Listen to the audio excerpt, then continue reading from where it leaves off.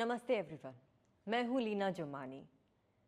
मैं अहमदाबाद से हूँ, एक्ट्रेस हूँ और मुंबई में आके मैंने कैसे अपना करियर बनाया और कैसे स्ट्रगल किया, ये सारी कहानियाँ आज मैं इस पॉडकास्ट में बताऊँगी।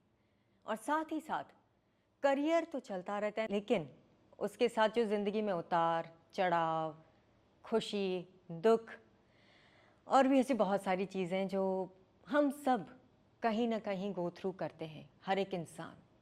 तो आज मैं अपनी कहानी बताने वाली हूँ इस पॉडकास्ट में, कॉस्मिक कनेक्शन में, कॉन्स्पिरेसी ऑफ द यूनिवर्स में, जो मैं बिलीव करती हूँ। और मुझे लगता है काफ़ी सारे लोग बिलीव करते हैं आफ्टर 2020 जो इतना बड़ा धमाका हुआ था। तो अगर आप लोग भी बिलीव करते हैं कि कहीं ना कहीं हर एक चीज़ के पीछे कोई ना कोई रीज़न होता ही है, तो देखिए ये podcast cosmic connection. Do like, share and subscribe, don't forget it, and do watch this show. Bye.